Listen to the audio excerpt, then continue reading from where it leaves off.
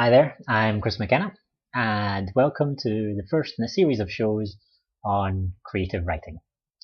So, this is a course for people who think that they want to be writers and who are looking for a bit of a heads up on where to get started.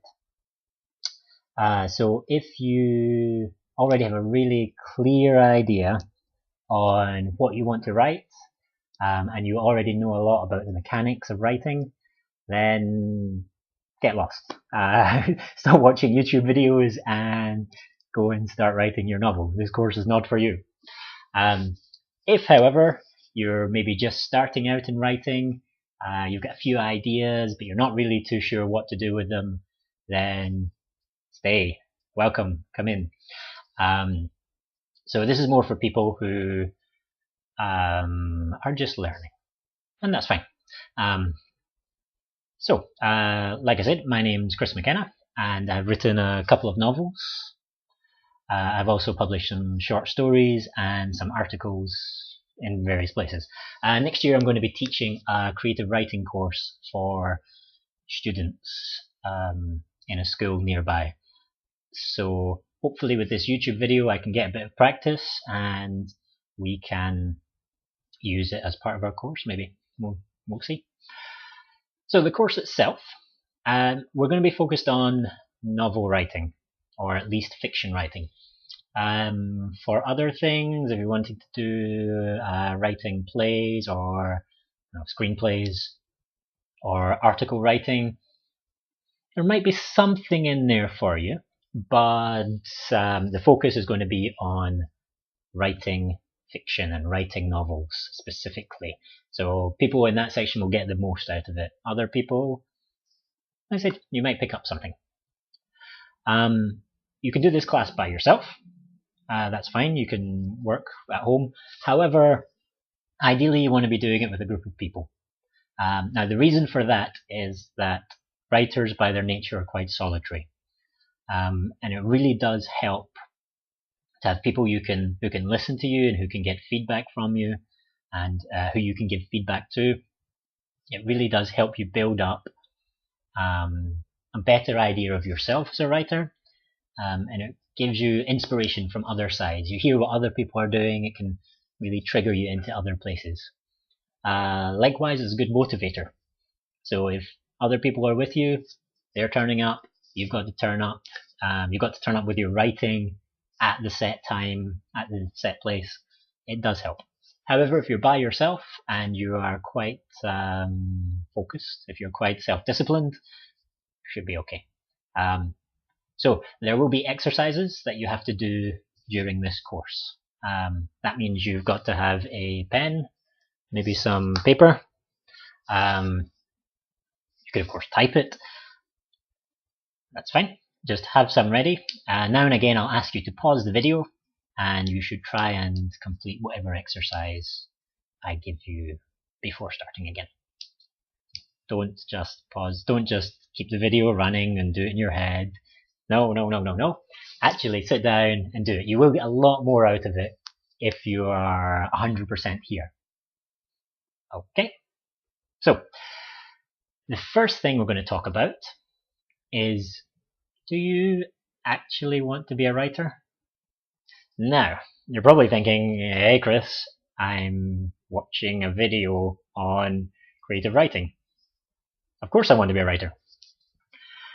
Well, it's not always that simple.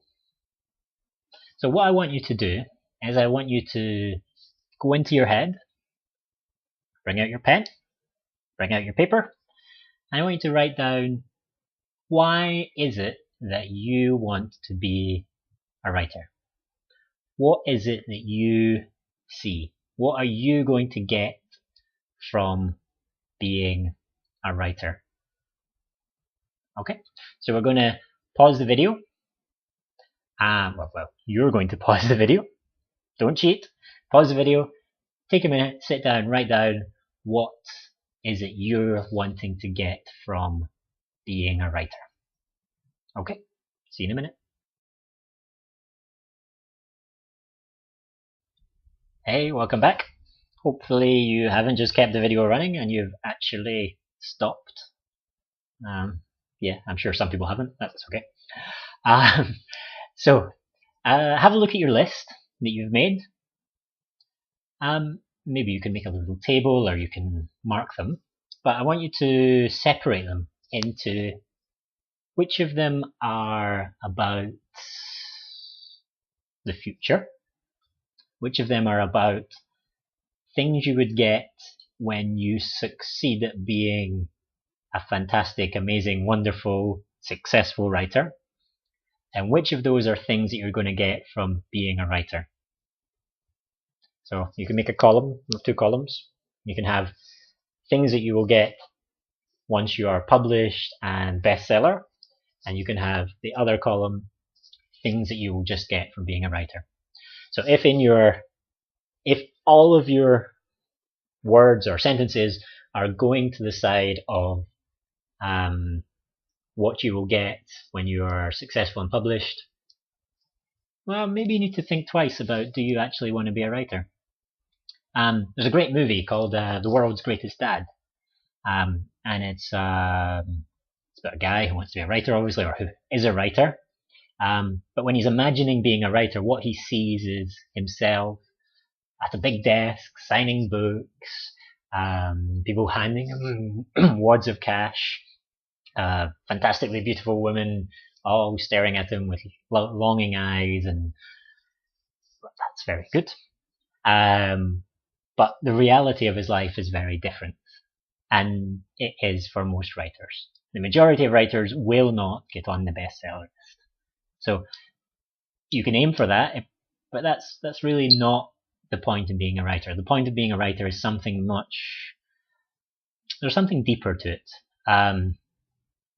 For me, there's this great reward, an intrinsic reward that you can get from being a writer. You can really learn a lot about yourself. You can learn a lot about the world, what you think. You can really release a lot of emotion onto a page. You can maybe convince 1 or 2 readers to feel something. And I think that's amazingly beautiful. But that's it, really. I mean, most writing is going to be solitary. You're going to be sitting in a room by yourself, and it takes a long time. It really does take a long time. My first novel took nearly 2 years, more than that. I was working full time, I was having to do it part time. I mean, do you want to be sitting by yourself in your free time, churning away on a book for 2 years? I think it's worth it, but it's a question you have to ask yourself. Don't waste your time. Likewise, if you're just thinking about success and fame, there are other ways, there are maybe easier ways. Directing, acting, being a famous businessman these days seems to be quite a good way to advance your career. Reality TV, join Big Brother, and I don't know. Yeah, let's not go into Big Brother. So, think about it. Do you actually want to be a writer, or do you just want to be a successful writer? Make a choice, because most people are just going to be writers. And that's okay. There's absolutely nothing wrong with that. Just being a writer is fine. It's great. So, is that what you want? Or are you only going to be happy as a successful writer? So, the next question is, what do you want to write about? So, hopefully some of you have already got some ideas.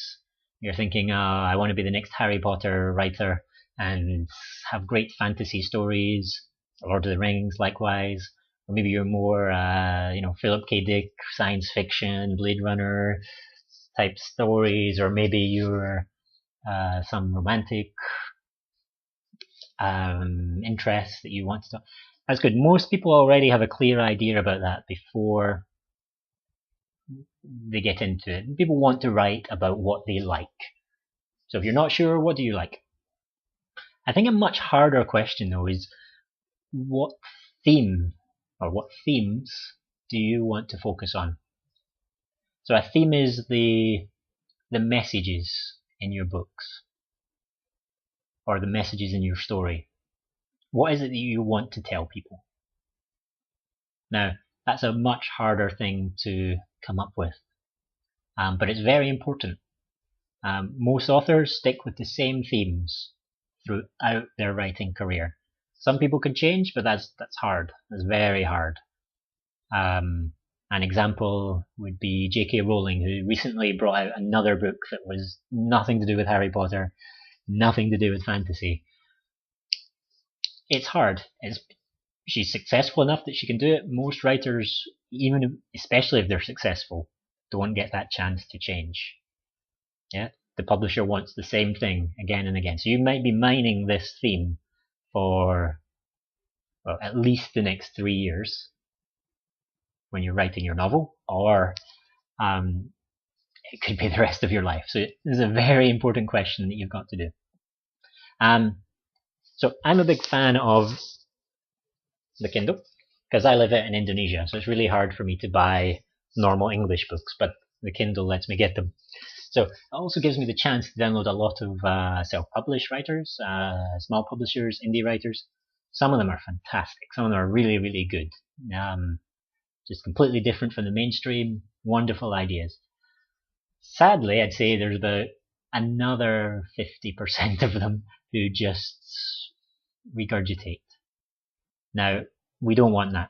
That's not good. If you're just writing a story that's a repeat of someone else's story with different names, a slightly different twist, we don't care. It's boring. There's enough writers out there in the world without you inflicting that upon us. Please stop. However, if you've got something new to bring to it, if you've got something new to bring to a theme, then that can be great. Now, maybe some of you are thinking, well, I wanted to write about love.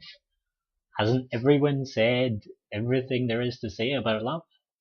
Well, maybe. I don't know. That's your job. You've got to come up with a new perspective on it.